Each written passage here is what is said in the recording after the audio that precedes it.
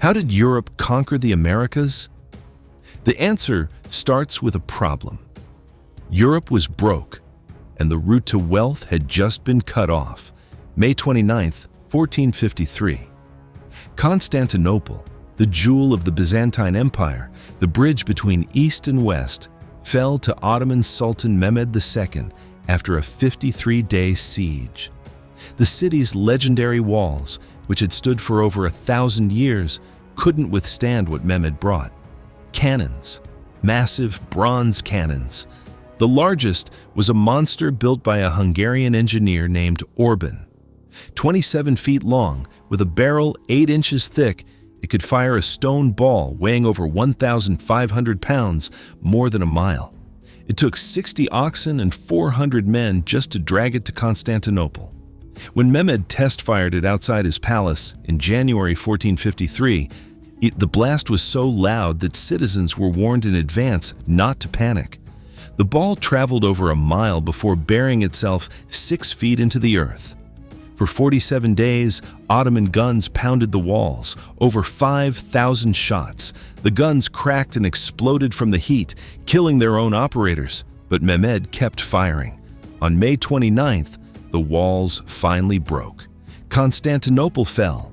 The Byzantine Empire, the last remnant of Rome, died, and with it, Europe's access to Eastern wealth died too. For centuries, Europe had been economically dependent on the Silk Road. Everything Europe craved came through that network: pepper, cinnamon, nutmeg, silk, porcelain, cotton, incense. These weren't luxuries. Pepper was medicine. It preserved food in an age before refrigeration. It was currency. In 1410, when Visigoth leader Alaric besieged Rome, he demanded 3,000 pounds of black pepper as ransom alongside 5,000 pounds of silver. Pepper was worth more than metal. By the 15th century, Venice had monopolized the European spice trade, charging enormous tariffs.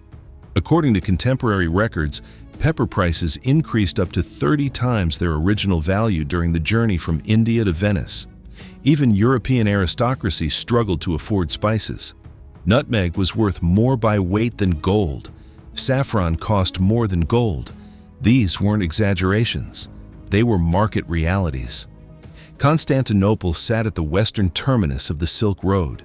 Whoever controlled Constantinople controlled the tap, and the Ottomans knew exactly what they had.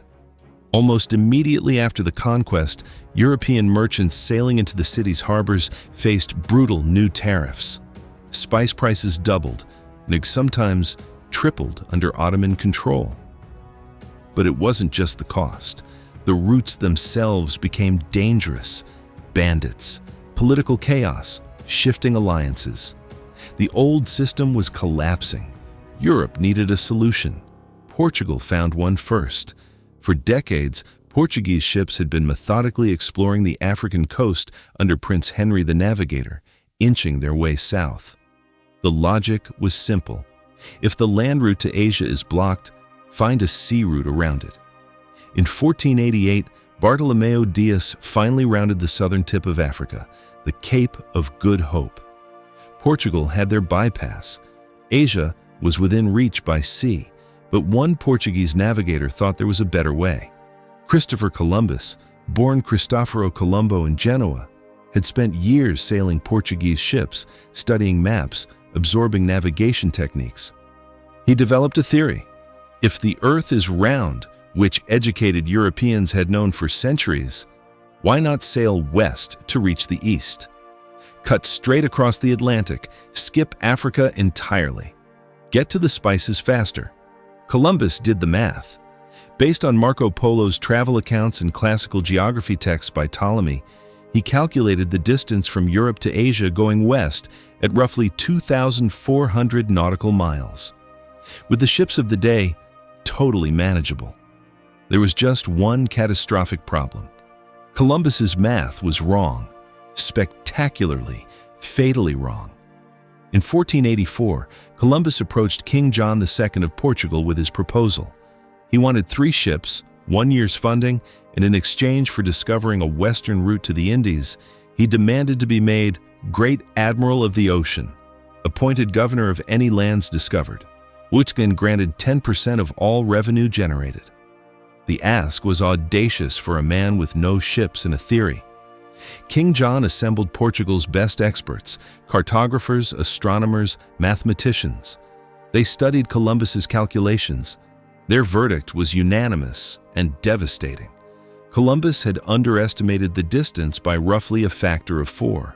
The actual distance to Asia going west wasn't 2,400 miles. It was closer to 12,000 miles. No ship in existence could carry enough food and water for a journey that long.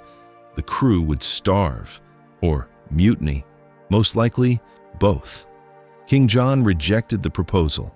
Portugal already had a proven route around Africa, and by 1497, Vasco da Gama would successfully reach India by sailing around the Cape of Good Hope. Why gamble on a doomed miscalculation? Columbus refused to quit. In 1485, now with his wife dead and his proposal rejected, he left Portugal for Spain with his young son Diego. If the Portuguese wouldn't listen, maybe the Spanish would. Spain in 1485 was consumed by war.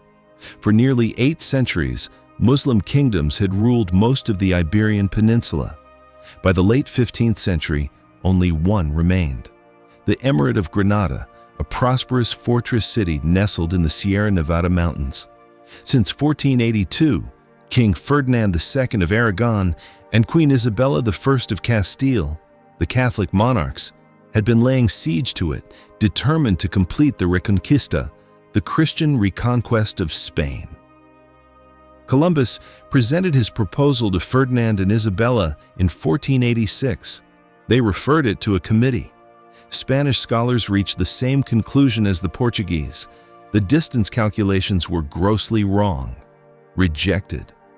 But Columbus didn't leave. He couldn't. Every other European power had turned him down: Portugal twice, Genoa, Venice, England. Spain was his last chance. For 6 years he stayed in Spain, petitioning the monarchs repeatedly while they waged war against Granada. He was desperate. Then, on January 2nd, 1492, everything changed. King Boabdil of Granada surrendered the city to Ferdinand and Isabella. After 781 years, the Reconquista was complete. The Catholic monarchs entered Granada in triumph, raising a silver cross and the royal banner from the Alhambra's highest tower. All of Spain was now unified under Christian rule for the first time in nearly 8 centuries. And suddenly, Spain had money. More importantly, they had momentum. Ferdinand and Isabella had just completed a military campaign that had seemed impossible for generations. They'd unified fragmented kingdoms into a single Catholic nation. They were flush with confidence and ready to expand. Columbus's timing couldn't have been better. Just 3 months after Granada fell, in April 1492, Queen Isabella agreed to sponsor Columbus's expedition. King Ferdinand remained skeptical. His own experts had declared the plan impossible, but Isabella saw the gamble differently.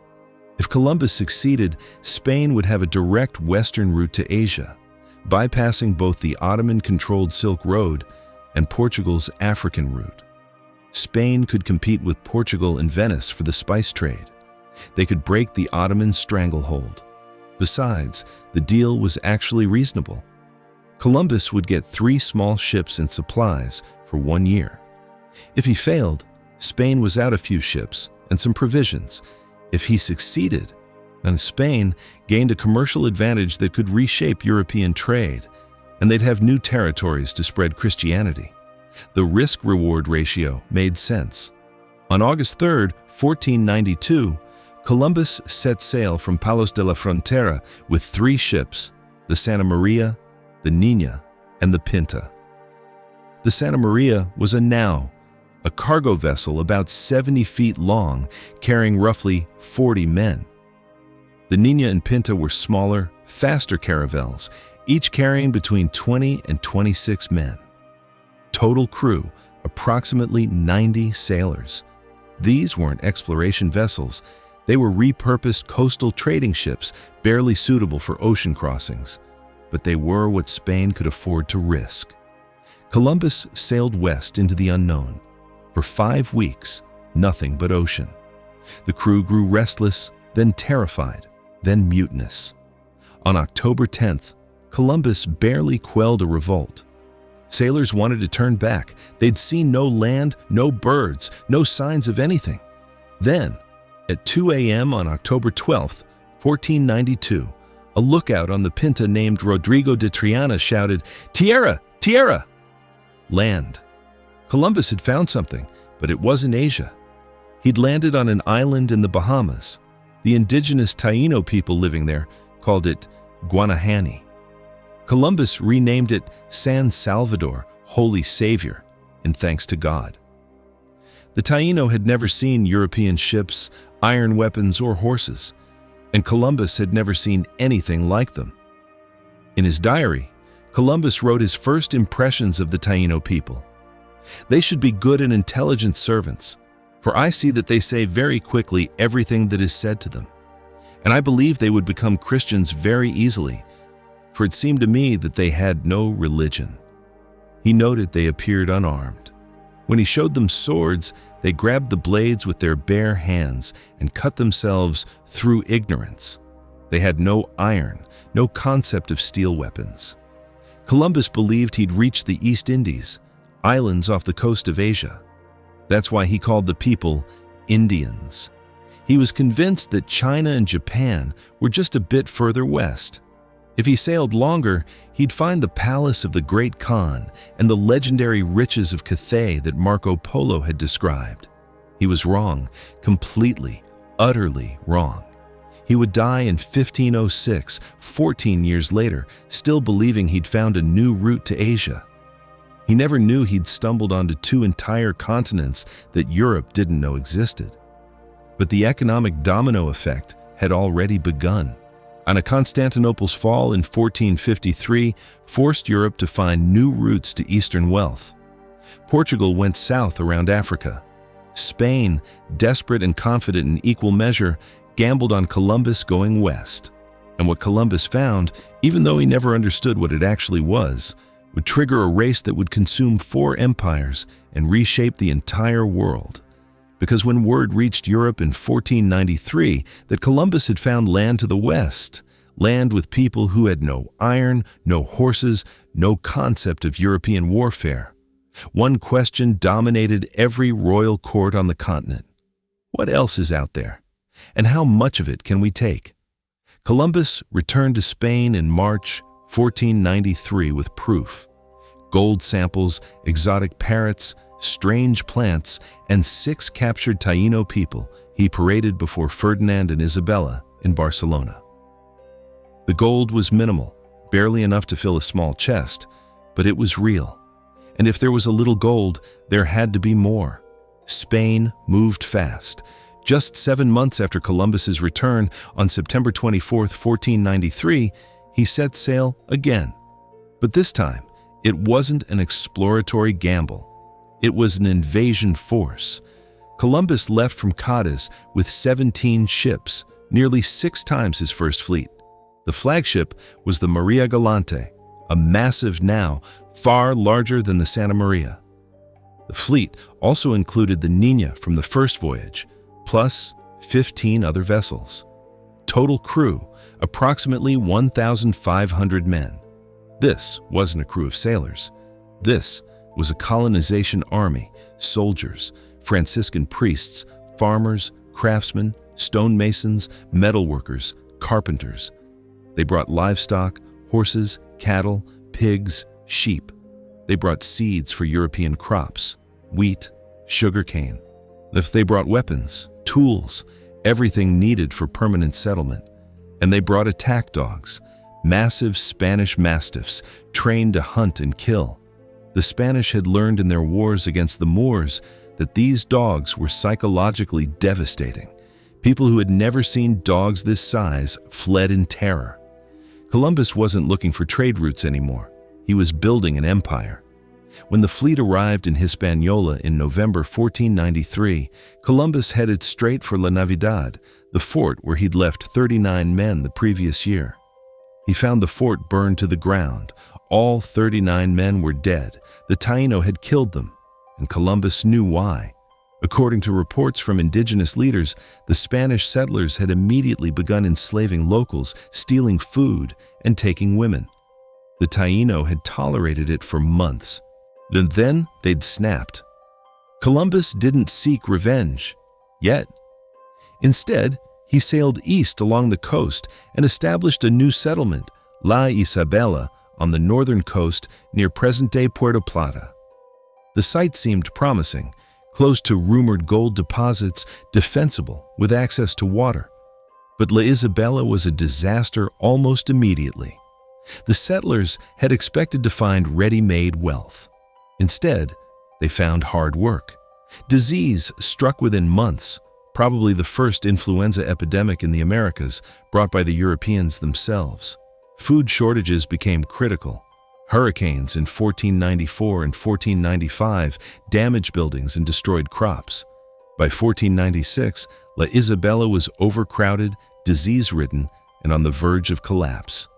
Columbus's brother Bartholomew, left in charge while Christopher explored other islands, and made a crucial decision: abandon La Isabela and build a new settlement on the southern coast.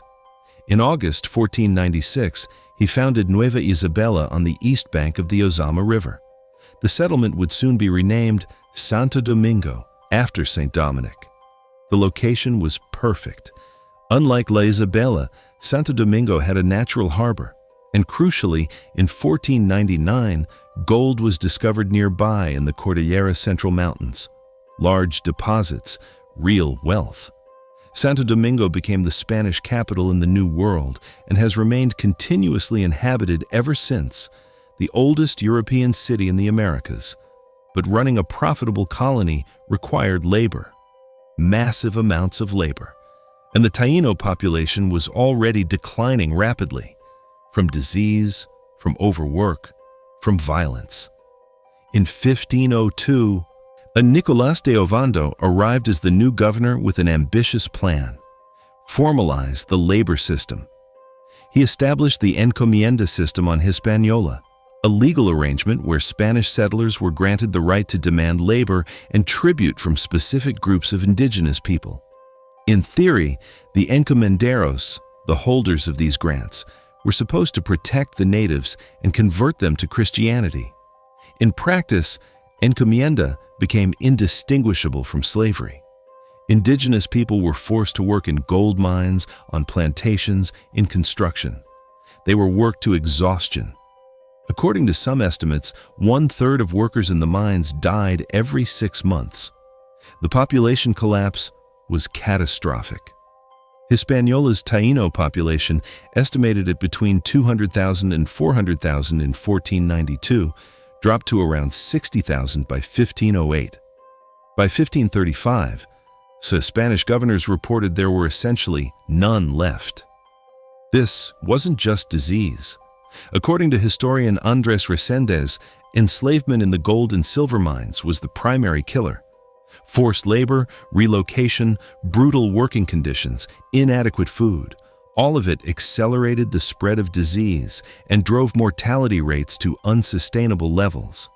Dominican friar Bartolomé de las Casas, who had initially supported the encomienda system and owned slaves himself, eventually became its fiercest critic. In 1522, he wrote a very brief recital of the destruction of the Indies, a graphic description of Spanish atrocities. His work outraged readers in Spain and contributed to the new laws of 1542, which aimed to phase out encomienda. But enforcement was weak and the exploitation continued. Meanwhile, Portugal was watching. And Portugal had a problem. When news reached Lisbon that Columbus had found land to the west, King John II immediately saw the threat. Spain now had access to new territories and possibly a western route to Asia. If Spain controlled both routes to the east, Portugal would be economically strangled. Portugal demanded a meeting. Spain agreed. Both nations wanted to avoid war, but both wanted control. On June 7, 1494, diplomats from Spain and Portugal met in the Castilian town of Tordesillas and signed one of the most audacious treaties in history. The Treaty of Tordesillas divided the entire non-Christian world into two halves using an imaginary line. The line ran north to south through the Atlantic Ocean, 370 leagues, approximately 1,185 miles or 1,900 kilometers, west of the Cape Verde Islands. Everything west of the line belonged to Spain. Everything east belonged to Portugal. Think about that. Two countries, neither of which had explored more than a fraction of the Earth, drew a line down the middle of the Atlantic and split an entire unknown world between them. The treaty was deliberately vague about key details. It didn't specify which Cape Verde island to measure from. It didn't define the exact length of a league.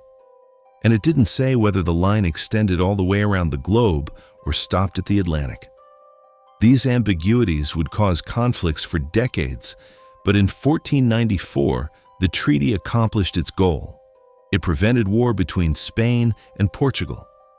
Pope Julius II officially sanctioned it in 1506, giving it the weight of divine authority. There was just one small problem neither Spain nor Portugal anticipated. The line they'd drawn wasn't perfectly vertical, and South America wasn't perfectly aligned. A massive chunk of the continent, the eastern bulge of what would become Brazil, jutted out into Portugal's half of the world. In 1494, neither Spain nor Portugal knew this. The land hadn't been discovered yet. But 6 years later, Portugal would find it. On March 9, 1500, Portuguese navigator Pedro Álvares Cabral left Lisbon with the largest fleet Portugal had ever sent across the Atlantic, 13 ships carrying approximately 1,500 men and supplies. His mission was to follow Vasco da Gama's route around Africa to India and establish Portuguese trade dominance in the spice markets. Cabral's fleet included not just sailors, but soldiers, Franciscan missionaries, and some of Portugal's most experienced navigators, including Bartolomeu Dias himself, even the man who'd first rounded the Cape of Good Hope in 1488.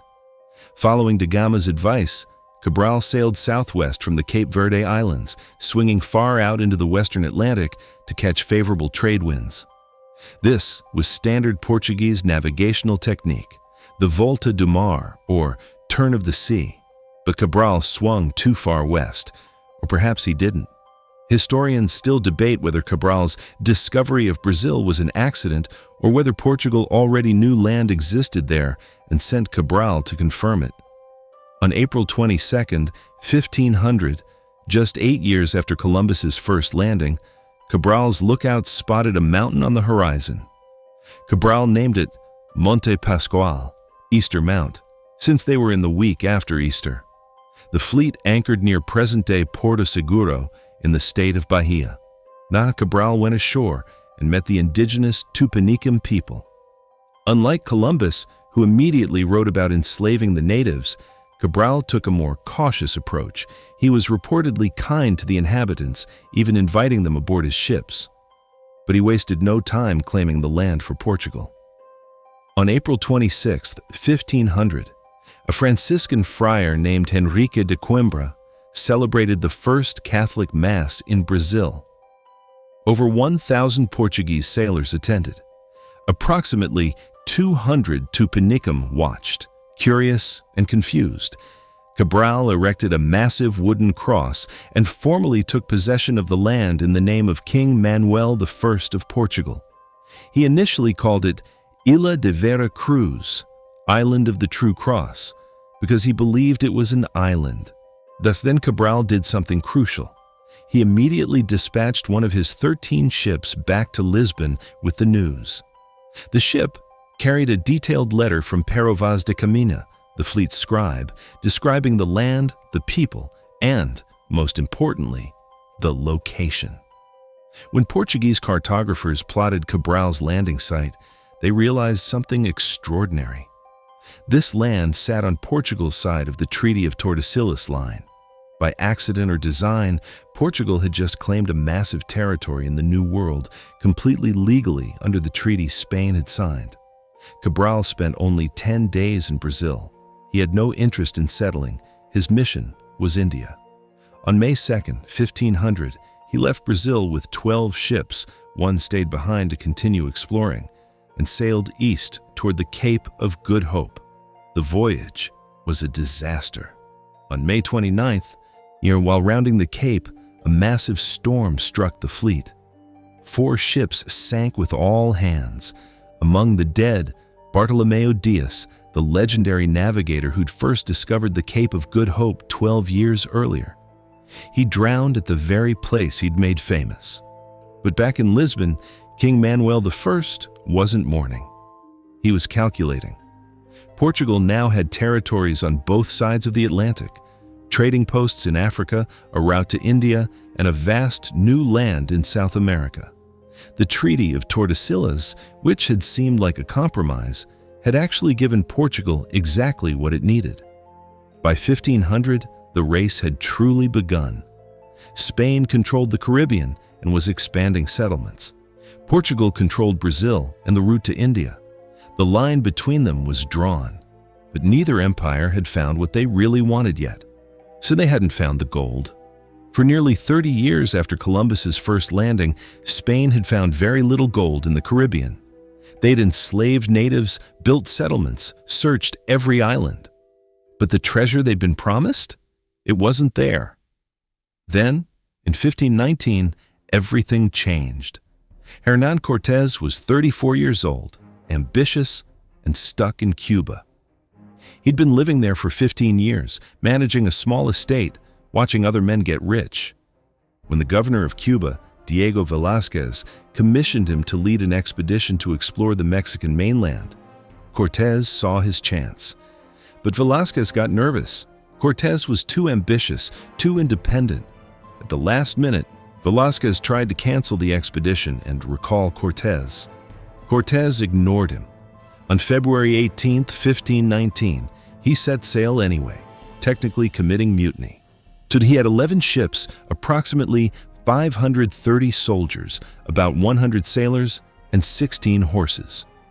If he returned to Cuba empty-handed, he'd be arrested, tried, probably executed. His only option was to succeed. Cortés landed on the Yucatan Peninsula in March 1519. Almost immediately, he got lucky. After a brief battle with the local Maya, they gave him 20 enslaved women as tribute. One of them was a woman named Malintzin, later called La Malinche, or Doña Marina. She spoke both Mayan and Nahuatl, the language of the Aztecs. She became Cortés's translator, advisor, and mistress. Without her, Cortés would have been deaf and blind in a foreign land. As Cortés moved inland, he heard stories from locals about a vast empire to the west, an emperor named Moctezuma II who ruled from a city built on a lake, a city filled with gold. Cortés founded a settlement called Veracruz on the coast and did something audacious. He scuttled his ships, burned them. His men watched their only escape route sink into the ocean. The message was clear. There was no turning back. Victory or death. Then, Cortés made the decision that would win him an empire. He allied with the Aztecs' enemies. The Aztec Empire wasn't a unified nation. It was a collection of city-states held together by tribute and fear. The system was fragile. Many subject peoples hated the Aztecs. The Tlaxcalans, in particular, had been fighting the Aztecs for generations. Tlaxcala was a confederation of 4 city-states that had successfully resisted Aztec conquest for decades.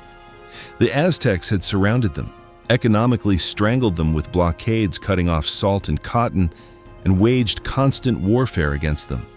But the Tlaxcalans held out. By the time Cortés arrived in September 1519, they were battle-hardened, resentful, and looking for an opportunity.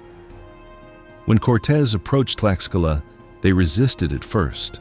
the Tlaxcalans sent armies to test these strange, pale-skinned invaders. They fought several battles over 2 weeks, but when they saw the Spanish horses, animals they'd never encountered, and heard the thunder of Spanish cannons and arquebuses, they reconsidered. The Tlaxcalan leader, Xicotencatl the Elder, saw an opportunity. These foreigners, with their terrifying weapons and strange animals, could help destroy the Aztecs. On September 18, 1519, Cortés and his army entered the Tlaxcalan capital as heroes. For 20 days, they rested and negotiated. The alliance transformed everything. The Tlaxcalans provided food, shelter, and warriors, and lots of warriors. Eventually, Cortés would have between 200,000 and 300,000 indigenous allies, the vast majority of them Tlaxcalans. The conquest of Mexico wouldn't be Europeans defeating natives. It would be one group of natives, aided by a small Spanish force, defeating another. On November 8, 1519, Cortés entered Tenochtitlan. The Aztec capital sat on an island in Lake Texcoco, connected to the mainland by 3 massive causeways. The city was home to approximately 200,000 to 300,000 people, larger than any European city except Constantinople. It had pyramids, palaces, floating gardens called chinampas, aqueducts, a massive central market. Spanish soldiers later wrote that they thought they were dreaming. They'd never seen anything like it. Moctezuma II welcomed Cortés peacefully. Accounts differ on why. Some Spanish sources claim Moctezuma believed Cortés was the god Quetzalcoatl returning as prophesied, though modern historians are skeptical. More likely, Moctezuma was cautious, uncertain how to respond to these strange invaders and their massive indigenous army. Cortés, however, knew exactly what to do. He took Moctezuma hostage, not violently, at least not at first. He simply made it clear that Moctezuma was now a prisoner in his own palace, and with the emperor captive, the city submitted. For months, Cortés ruled Tenochtitlan through Moctezuma. Then, in mid-1520, everything fell apart. Governor Velázquez, back in Cuba, had sent an army of about 1,100 men, led by Pánfilo de Narváez, to arrest Cortés for mutiny. Cortés left Tenochtitlan with most of his Spanish troops to deal with Narváez, leaving only about 80 Spaniards and a few hundred Tlaxcalans in the capital under his lieutenant, Pedro de Alvarado. Alvarado panicked. During an Aztec religious festival in May 1520, he ordered his men to massacre the unarmed Aztec nobles and priests gathered in the temple courtyard. Thousands died. The city erupted in rage. When Cortés returned, having defeated Narváez and convinced his army to join him, he found Tenochtitlan in open revolt. The Aztecs had Cortés's garrison surrounded. Moctezuma was still captive, but his authority was gone. When Cortés tried to use him to calm the city, the Aztecs reportedly threw stones at their own emperor. Moctezuma died shortly after, either from his wounds or, some sources suggest, killed by the Spanish when he was no longer useful. On the night of June 30th, 1520, La Noche Triste, that's the night of sorrows, Cortés and his men tried to escape Tenochtitlan under cover of darkness. The Aztecs discovered them on the causeway. In the chaos, approximately 600 Spanish soldiers and thousands of their indigenous allies were killed. The survivors fled, but Cortés didn't give up. He retreated to Tlaxcala, regrouped, and spent months planning a siege. The Tlaxcalans remained loyal. They'd committed fully to destroying the Aztecs, and they weren't backing down now. And then, something happened that would change everything. In late October 1520, smallpox arrived in Tenochtitlan. According to Spanish sources, a member of Narváez's expedition, possibly an African slave named Francisco de Eguía, had been infected with smallpox. The disease spread from the coast inland, reaching Tenochtitlan just as Cortés was regrouping in Tlaxcala. The Aztecs called it Huizahuatl, the Great Rash. The epidemic lasted about 60 days and was catastrophic. Smallpox killed between 1/3 and 1/2 of Tenochtitlan's population, somewhere between 66,000 and 150,000 people. Among the dead, Cuitlahua, Moctezuma's successor, and the brilliant military leader who had directed the attacks during La Noche Triste. He'd ruled for only 80 days before the disease killed him. The epidemic didn't just kill, it crippled the city's ability to function. Senior warriors died, government officials died, priests died. The tribute system collapsed, markets closed, supply lines broke down. According to a survivor's account recorded in the Florentine Codex, sores erupted on our faces, our breasts, our bellies. We were covered with agonizing sores from head to foot. The illness was so dreadful that no one could walk or move.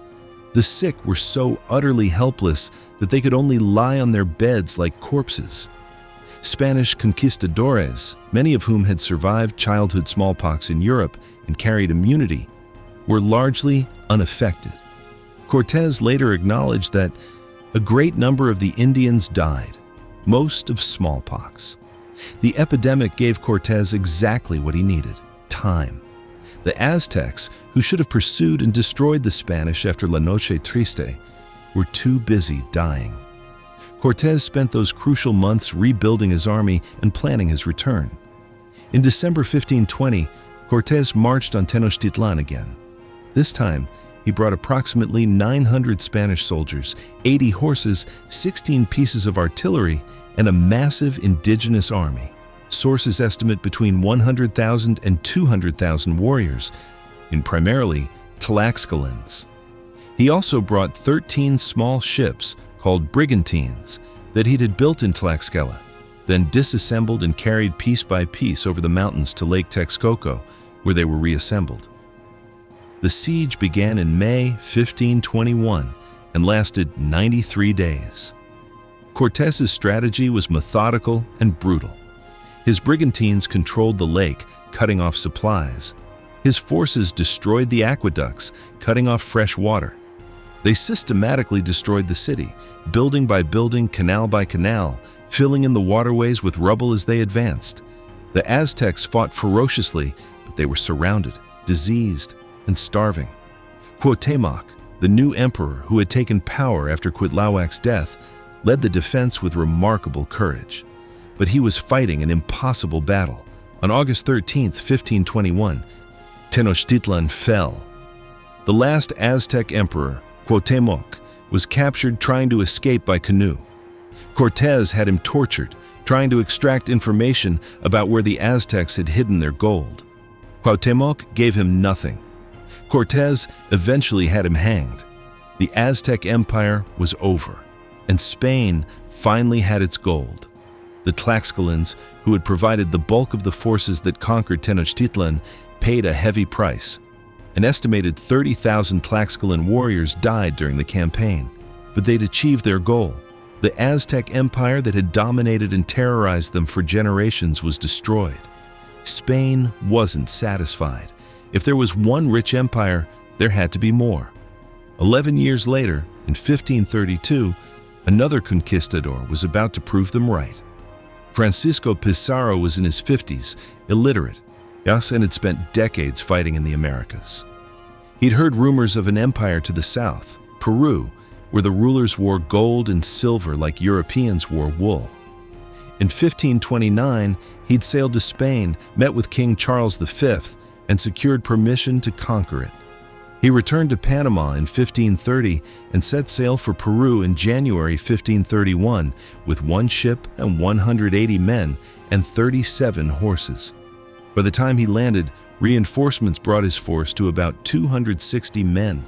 It was absurdly small for conquering an empire, but Pizarro had read Cortés's letters about the Aztec conquest. He knew the playbook. The Inca Empire in 1532 was the largest empire in the Americas. It stretched 2,500 miles along the Andes, from modern Ecuador to Chile, with a population of approximately 6 to 12 million people. The Incas had built roads, bridges, massive stone cities like Machu Picchu, with sophisticated agricultural terraces and a complex system of governance.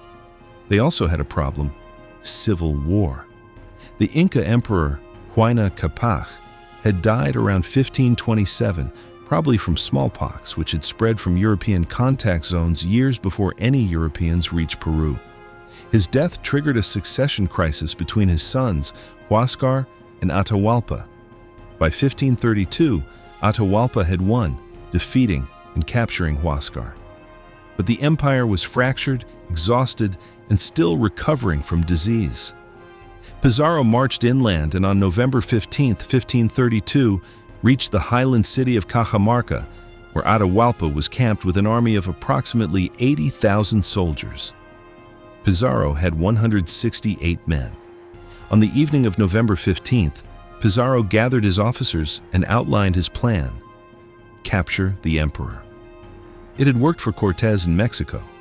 It would work here. The next day, November 16, 1532, Atahualpa entered Cajamarca's main plaza, carried on a golden litter by 80 nobles.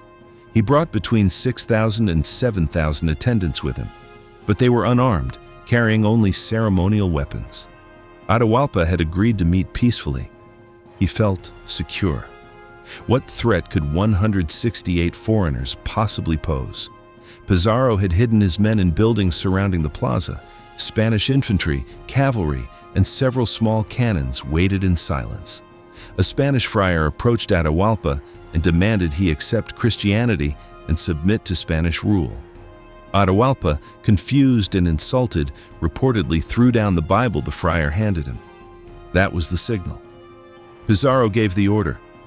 Cannons fired. Spanish cavalry charged from the buildings. Soldiers with swords and arquebuses poured into the plaza. The noise, the smoke, near the horses, animals the Incas had never seen, created total panic. The unarmed Inca attendants tried to flee, but they were trapped. Spanish soldiers cut them down systematically. Within 2 hours, approximately 7,000 Incas were dead. Not a single Spanish soldier died. Atahualpa was captured, pulled from his litter, and taken prisoner. The psychological impact was devastating.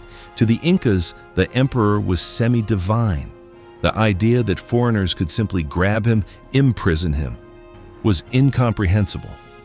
The Inca armies outside Cajamarca, 80,000 strong, didn't attack. They retreated. Atahualpa tried to buy his freedom. He offered to fill a room, 22 feet by 17 feet, with gold, and 2 more rooms with silver. Over the next months, Inca subjects stripped temples and palaces across the empire, delivering approximately 13,000 pounds of gold and 26,000 pounds of silver to Cajamarca. It was the largest ransom in history. Pizarro took it all. Then, on July 26, 1533, he executed Atahualpa anyway. The official charge was plotting against the Spanish, but the real reason was simple. Pizarro didn't need him anymore. With Atahualpa dead, Pizarro marched on Cusco, the Inca capital. He entered the city in November 1533 without resistance. The Inca Empire, which had ruled for over a century, collapsed in less than a year. Spain now controlled 2 of the richest empires in the Americas. The gold and silver streaming back to Europe, particularly from Peru's massive silver mines at Potosí, discovered in 1545, made Spain the wealthiest nation in Europe. And every other European power noticed. By 1540, France and England could no longer ignore what was happening. Spain had claimed an entire continent and was extracting unimaginable wealth. If France and England wanted to compete, they needed to move fast. But they were already decades behind, and Spain wasn't about to share. Spain had the gold, Portugal had Brazil, but holding territory required more than conquest. It required people, permanent settlers, working plantations, infrastructure, and most importantly, labor, massive amounts of labor. The problem was simple. The natives were dying. When Europeans arrived in the Americas, they brought more than guns and horses. They brought diseases, smallpox, measles, typhus, influenza, diseases that had circulated in Europe, Africa, and Asia for centuries, allowing those populations to build some immunity. But the indigenous peoples of the Americas had been isolated for over 15,000 years. They had no immunity whatsoever. The demographic collapse was catastrophic. In Mexico, the indigenous population plummeted from approximately 25 million in 1519 to about 1 million by 1600, a 96% decline in just 80 years. On Hispaniola, where Columbus had first landed, the Taino population dropped from several hundred thousand in 1492 to virtually extinct by 1550. In Florida alone, an estimated 700,000 Native Americans lived there in 1520. By 1700, only around 2,000 remained. The mortality rates varied by disease and population, but they were universally devastating. Among populations with no prior exposure, what historians call virgin soil epidemics, smallpox alone killed between 30% and 90% of infected individuals. The Aztecs lost an estimated 38.5% of their population to smallpox. The Mandan lost 90%. Some Caribbean tribes experienced 100% mortality. This wasn't just death. It was the destruction of entire societies. Villages were abandoned, knowledge was lost, social structures collapsed, survivors couldn't bury the dead, there were too many corpses and too few living. In some cases, people simply pulled houses down over the bodies and fled. For European colonizers, this created an immediate crisis. Who would do the work? They'd built their colonial economies around extracting resources: gold, silver, sugar, tobacco. All of it required intensive manual labor. In the Caribbean and Brazil, sugar plantations demanded particularly brutal work. Cutting cane in tropical heat, processing it in mills, working 18-hour days during harvest season. It was backbreaking, dangerous, and deadly. Initially, Europeans tried enslaving the indigenous populations who survived the diseases, but between ongoing epidemics, resistance, and the sheer unsuitability of people who knew the land well enough to escape and survive, native slavery proved unsustainable. Europe needed a different source of labor, and Portugal already had one. Since the 1440s, Portuguese traders had been purchasing enslaved people from West African kingdoms. By the 1480s, Portuguese ships were already transporting enslaved Africans to work on sugar plantations on the Atlantic islands of Cape Verde and Madeira. The system was proven. The infrastructure existed. All they had to do was scale it up. In 1526, Portugal completed the first transatlantic slave voyage to Brazil. Other European nations quickly followed, and between 1517 and 1867, approximately 12.5 million Africans were forced onto ships and transported across the Atlantic. About 10.7 million survived the Middle Passage, the horrific voyage across the ocean, where enslaved people were packed into ship holds in conditions so brutal that roughly 15% died before reaching land. Of those who survived, roughly 40%, over 4 million people, were sent to Brazil to work on sugar plantations. Another 35% went to Caribbean islands. About 20% went to Spanish colonies in Central and South America. Only about 3.5%, roughly 388,000 people, ended up in British North America. The reason for this distribution was simple: sugar.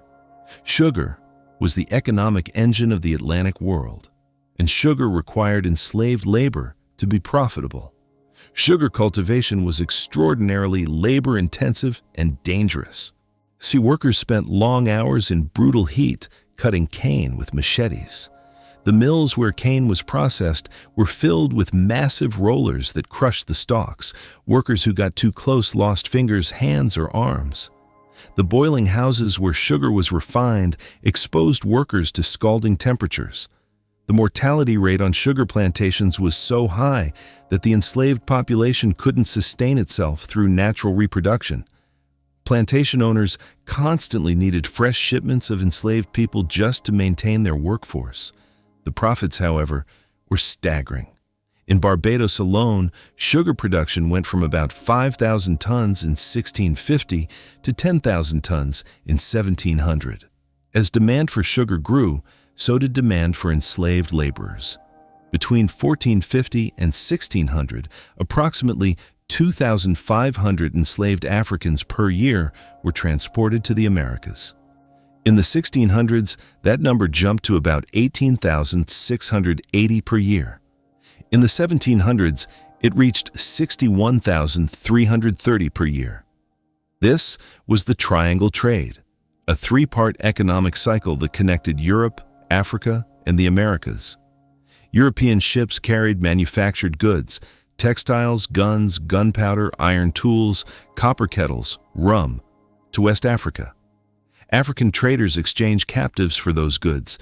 The ships then transported enslaved Africans across the Atlantic in the Middle Passage. Finally, ships returned to Europe loaded with sugar, tobacco, cotton, and other plantation products. The Triangle Trade made fortunes and transformed cities.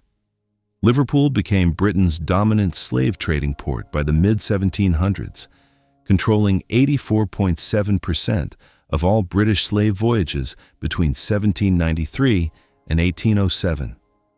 During the 18th century, Liverpool merchants made approximately £500,000 from the slave trade alone, an enormous sum.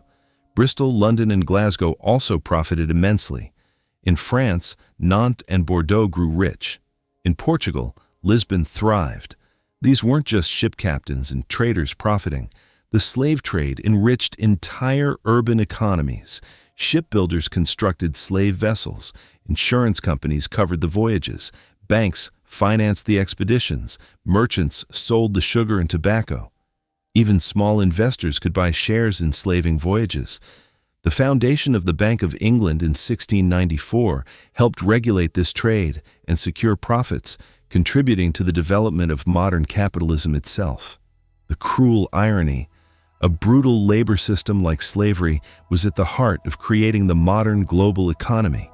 But while Spain and Portugal were building their empires on gold and sugar in Central and South America, France and England were finally making real progress in North America. France had tried repeatedly to establish colonies in the Americas since the 1530s and failed every time. Harsh winters, hostile natives, lack of funding, poor planning. By the early 1600s, France had almost nothing to show for 70 years of effort. Then, in 1608, everything changed. Samuel de Champlain, a French explorer, cartographer, and soldier, founded Quebec on July 3, 1608. He chose a strategic location along the St. Lawrence River where the waters narrowed, a place the local Algonquins called Quebec. Champlain arrived with just 28 men. By the end of the first winter, scurvy had killed 20 of them. But Champlain didn't give up. He did something the Spanish had never seriously attempted. He built genuine alliances with indigenous peoples. He learned their languages. He participated in their conflicts, fighting alongside the Huron and Algonquin against their enemies, the Iroquois. He spent extended periods living in indigenous communities, learning from them. This strategy worked. The French fur trade depended entirely on indigenous hunters and traders. Unlike Spanish conquistadors who conquered empires, or Portuguese and English colonists who cleared land for plantations, the French needed the indigenous peoples as partners. The fur trade couldn't function without them. Quebec grew slowly but steadily. By 1630, only 103 colonists lived there. By 1663, New France had about 3,000 European inhabitants. It was tiny compared to Spanish or Portuguese colonies, but it was permanent. France eventually expanded beyond Quebec, establishing Montreal in 1642 and claiming vast territories across the Great Lakes, down the Mississippi River, and into Louisiana. By 1700, France controlled territory stretching from the Gulf of St. Lawrence to the Gulf of Mexico. England took even longer to establish a permanent presence. After the Roanoke colony mysteriously disappeared in the 1580s, England didn't attempt another serious colonization effort until 1607, when settlers founded Jamestown in Virginia. Jamestown nearly failed immediately. The location was terrible, swampy, disease-ridden, with brackish water. Of the 104 colonists who arrived in May 1607, only 38 survived the first year. Disease, starvation, conflict with the Powhatan Confederacy. But nothing compared to the winter of 1609 to 1610, the starving time. In the autumn of 1609, approximately 500 colonists lived in Jamestown. By spring 1610, only 60 were still alive. The 88% mortality rate made it one of the deadliest winters in colonial history. What went wrong? Multiple disasters converged. A supply fleet from England, led by the flagship Sea Venture, was supposed to arrive with provisions and new colonists. A hurricane struck, shipwrecking the Sea Venture on Bermuda. The other ships arrived with hundreds of new colonists, but almost no food. Most supplies had been on the Sea Venture. Captain John Smith, who'd managed to trade with the Powhatans for corn, was severely injured in a gunpowder accident in September 1609 and forced to return to England. Without Smith, trade relations collapsed. Chief Powhatan ordered a siege of Jamestown in November 1609. His warriors surrounded the fort, killing any colonist who ventured outside to hunt, fish, or forage. Trapped inside the fort with inadequate food, the colonists began to starve. They ate the colony's horses, then dogs, cats, rats, mice, snakes. They boiled leather from their shoes and belts. According to survivor George Percy, colonists felt the sharp prick of hunger which no man truly describe, but he which hath tasted the bitterness thereof. Archaeological evidence discovered in 2012 proved what historical accounts had long suggested. Some colonists resorted to cannibalism. Forensic analysis of a 14-year-old girl's remains showed cut marks on her skull and leg bones, consistent with desperate attempts to remove flesh and extract brain matter for consumption.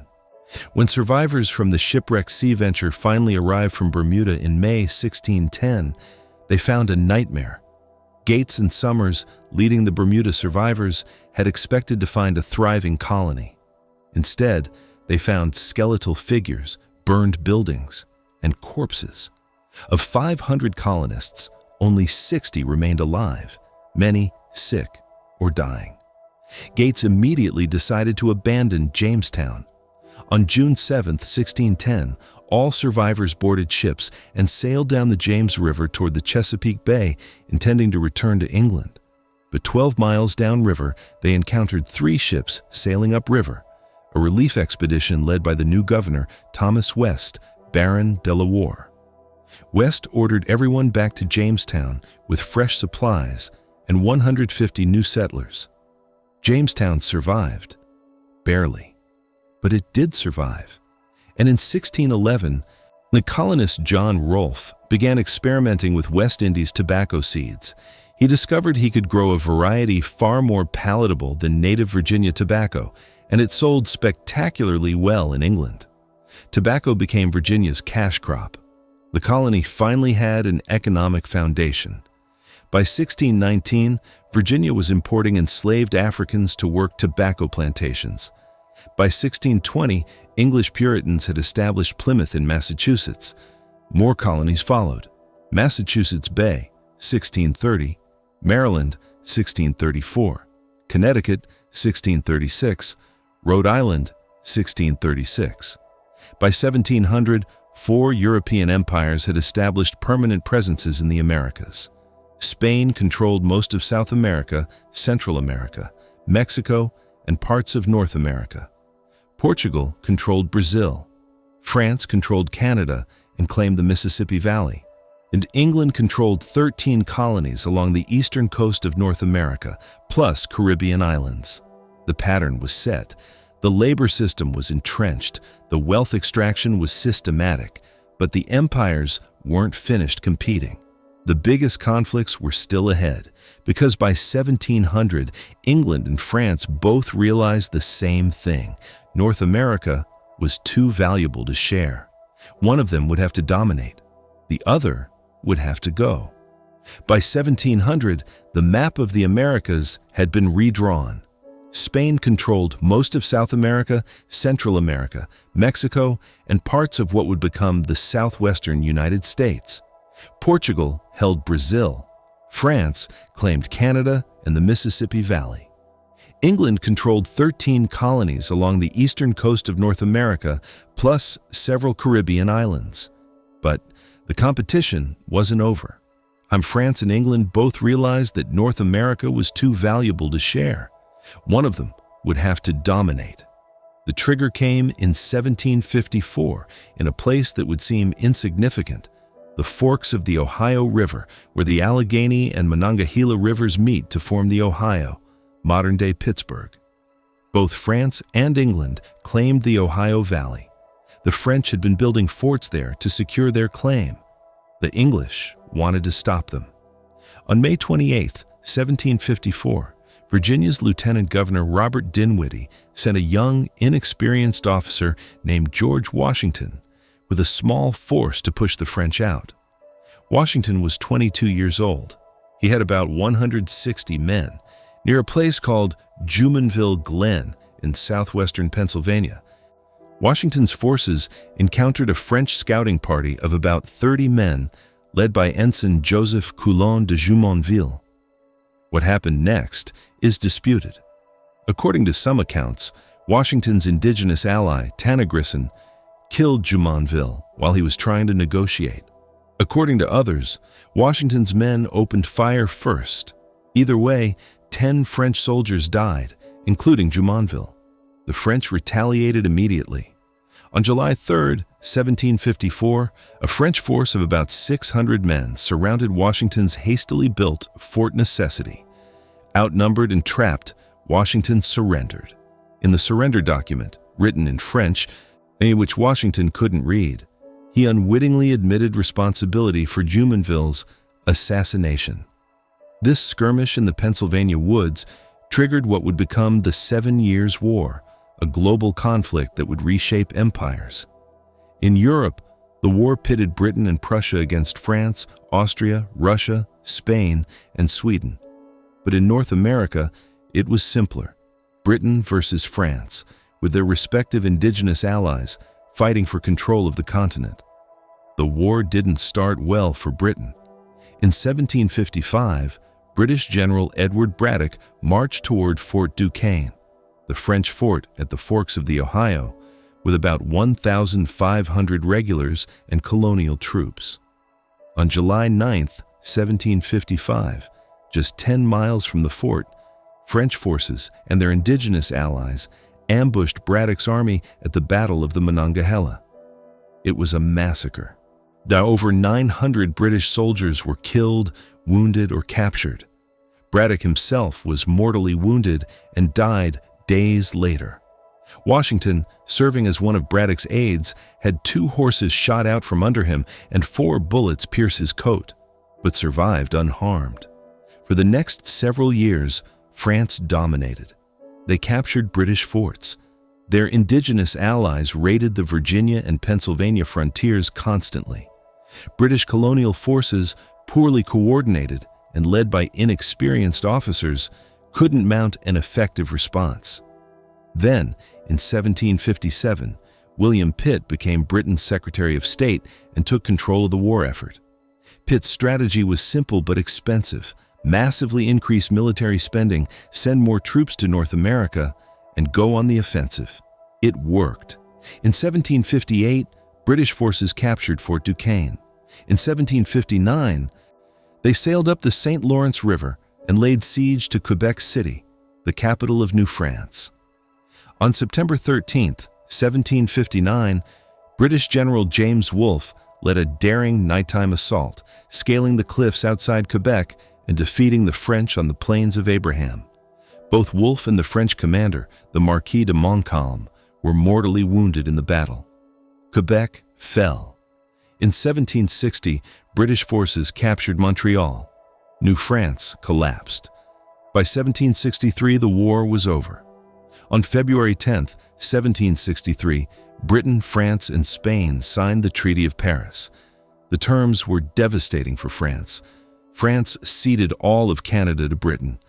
France ceded all territory east of the Mississippi River to Britain.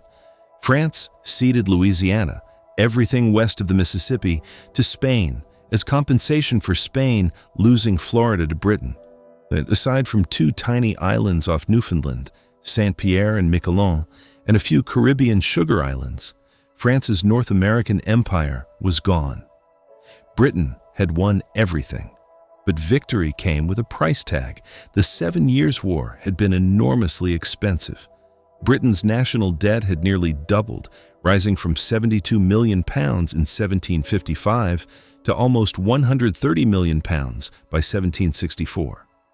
Britain now had to garrison and administer a vast new territory, including a French-speaking Canadian population of about 65,000 and indigenous nations who had no desire to be ruled by the British.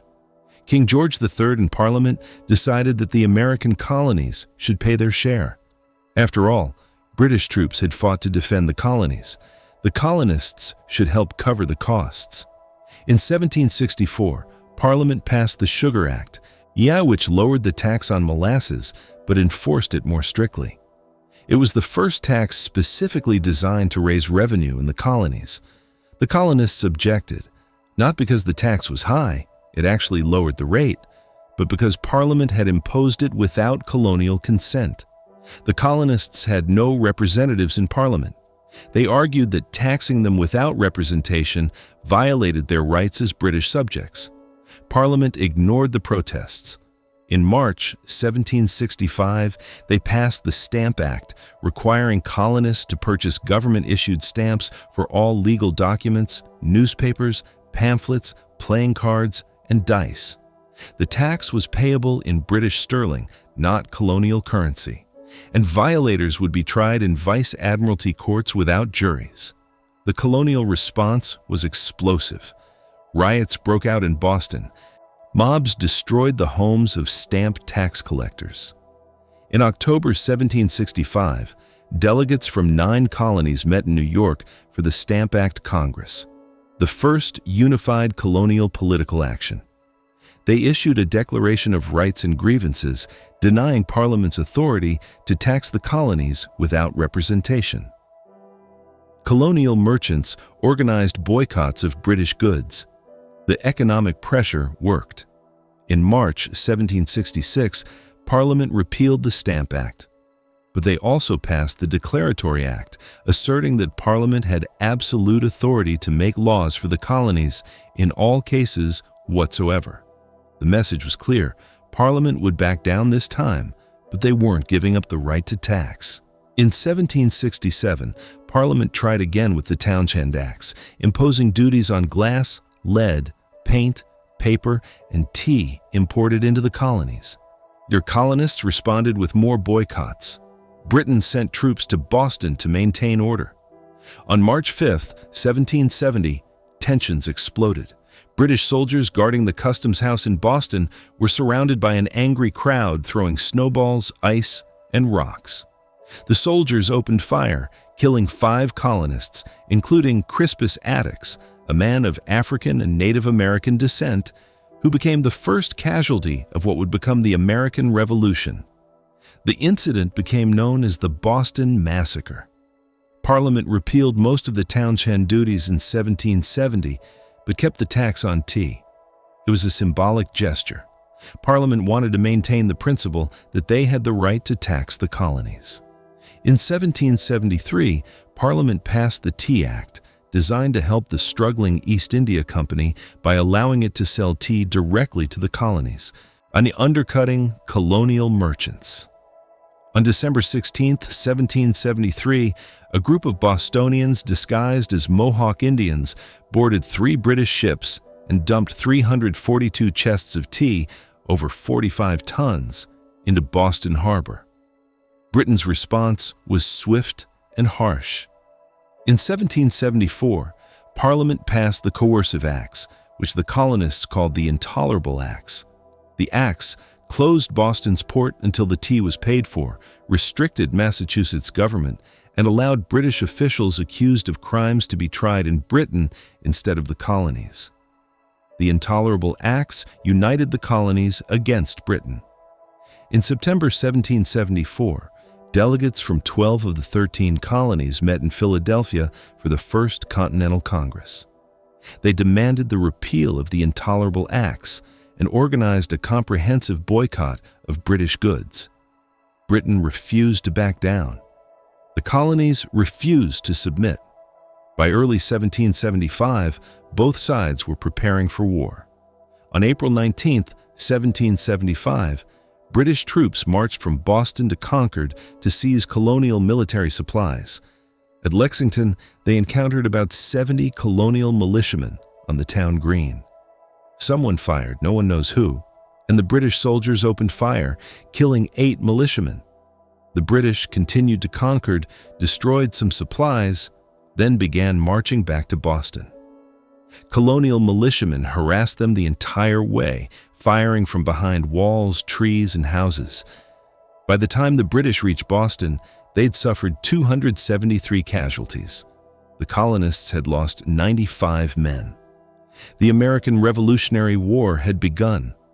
For over a year, the Continental Congress tried to reconcile with Britain while simultaneously organizing military resistance.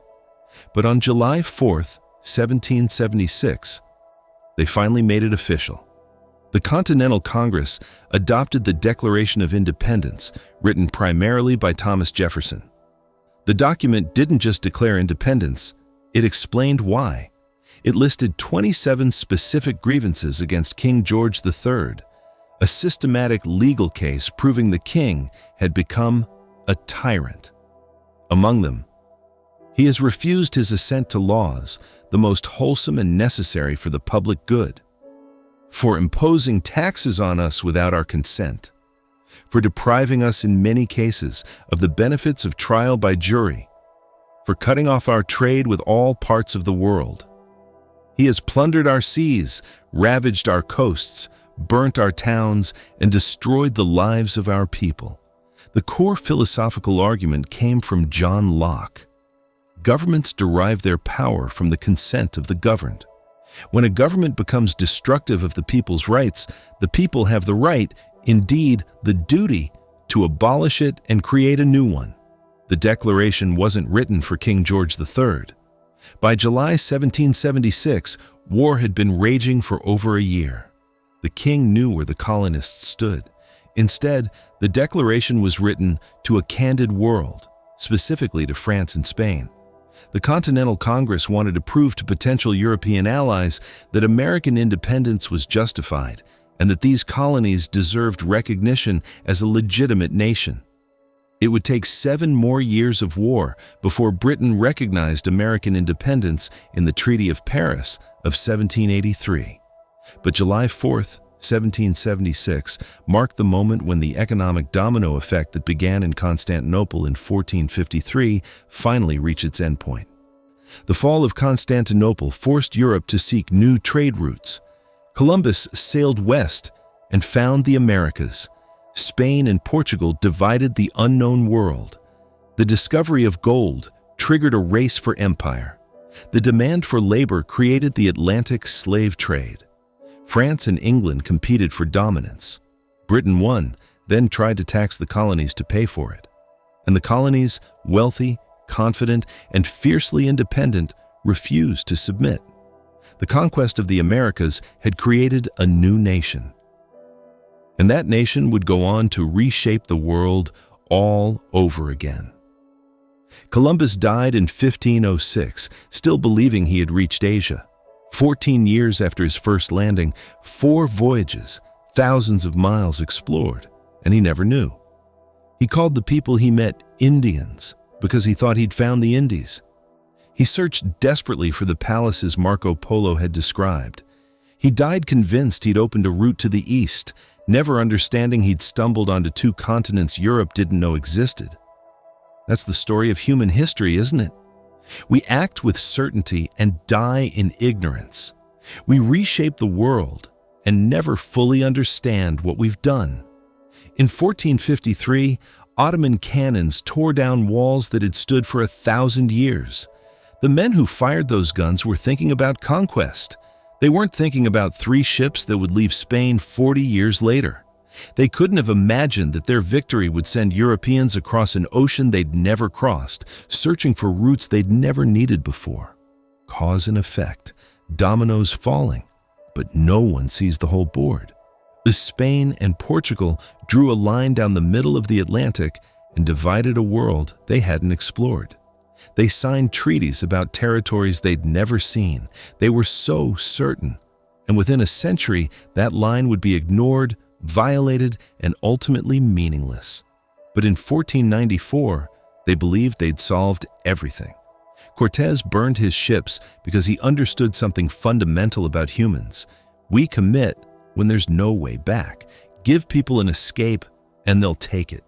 Take away the escape, and they'll do the impossible. 500 Spanish soldiers and 200,000 indigenous allies destroyed an empire of millions, not because it was inevitable, because Cortés made it the only option. Pizarro captured an emperor with 168 men because he understood another truth about humans. We follow symbols. The Incas didn't see Atahualpa as just a man. He was semi-divine. When he fell, the empire fell with him.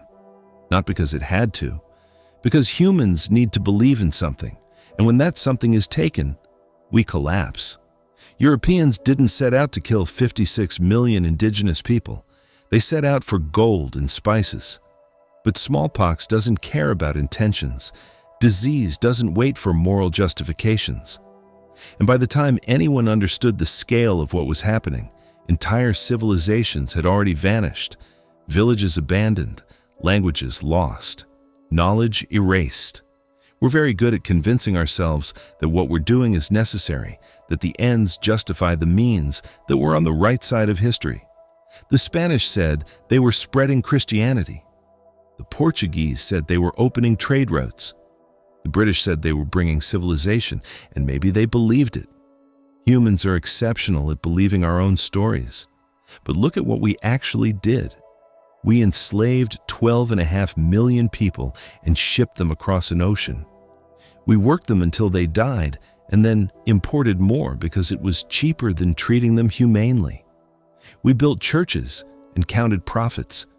We wrote laws about the humanity of indigenous people and then worked them to death in gold mines. We created economic systems so profitable that entire cities, Liverpool, Bristol, Nantes, were built on slavery and no one questioned it. This is what humans do. We create systems, we justify them, we profit from them, and we tell ourselves we had no choice. But we also do this. We rebel. The colonies that Europe created eventually refused to submit. The United States in 1776, Haiti in 1804, all of Latin America by 1826. The very wealth that Europe extracted created colonies confident enough to break free. Britain tried to tax the American colonies to pay for the war that made Britain dominant, and the colonies said no. We build empires and then we destroy them. We create systems of control and then we shatter them. We enslave and then we revolt. This pattern repeats throughout history because it's built into who we are. The same ambition that drives us to conquer drives us to resist conquest. 323 years. Constantinople to Philadelphia, one city falls, and the echo travels across an ocean and 2 continents fall with it. Not because anyone planned it, not because it was inevitable, because humans chase wealth and power and security, then we reshape the world in ways we never intend and can't fully control. Columbus never knew what he found. The Ottomans never knew what they triggered. Spain never anticipated that their colonies would become independent nations. The Tlaxcalans who helped Cortés destroy the Aztecs never imagined they'd end up under Spanish rule themselves. Unintended consequences. That's the story. That's what history is. We act, the world changes, and we spend the rest of time trying to understand what we did. This isn't just the story of how Europe conquered the Americas. It's the story of who we are as a species, ambitious and cruel, visionary and blind, capable of extraordinary achievement and extraordinary destruction, often at the same time, often without realizing which we're doing. In 1453, walls fell. In 1776, a nation was born. Between those two moments, the world changed forever. And the people who changed it never fully understood what they'd done. That's humanity. That's history. That's us.